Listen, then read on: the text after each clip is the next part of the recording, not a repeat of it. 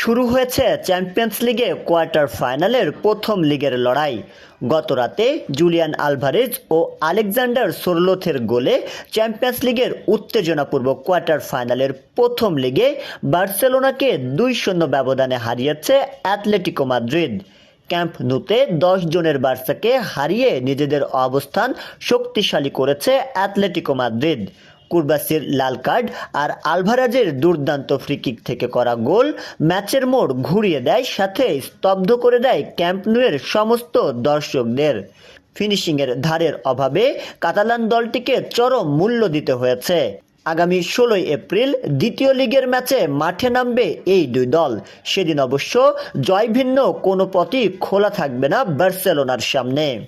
এদিকে আগের রাতে চ্যাম্পিয়ন্স লিগের কোয়ার্টার ফাইনালের প্রথম লেগে বায়ার্ন মিউনিখের বিপক্ষে ঘরের মাঠেও পরাজয় ঠেকাতে পারেনি কিলিয়ান এমবাপ্পের দর্শনীয় গোল। গোলরক্ষক ম্যানুয়াল নয়ারের অসাধারণ পারফরম্যান্সের কারণে ভিনি এমবাপ্পের সমস্ত প্রচেষ্টা ব্যর্থ হয়ে যায়। লুইস দিয়াসের 41তম মিনিটে করা গোলের সাথে যুক্ত হয় দ্বিতীয়ার্ধের শুরুর 1 মিনিটেরও কম সময়ের মধ্যে করা হ্যারি কেনের গোল।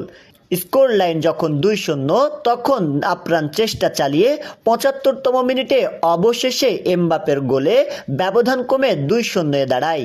নির্ধারিত সময়ে দারুণ খেললেও আর কোনো গোলের দেখা পায়নি ফিনিশিংয়ের অভাবে। শেষ পর্যন্ত ঘরের মাঠে হারের স্বাদ নিয়ে মাঠ ছাড়তে হয় রিয়াল মাদ্রিদের। আগামী 16 এপ্রিল দ্বিতীয় লিগের ম্যাচে মাঠে নামবে এই দুই দল।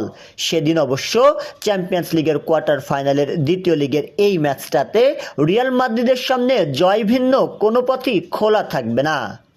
শাহরিয়ার হিমেল, ডেস্ক রিপোর্ট, নবরূপ টিভি।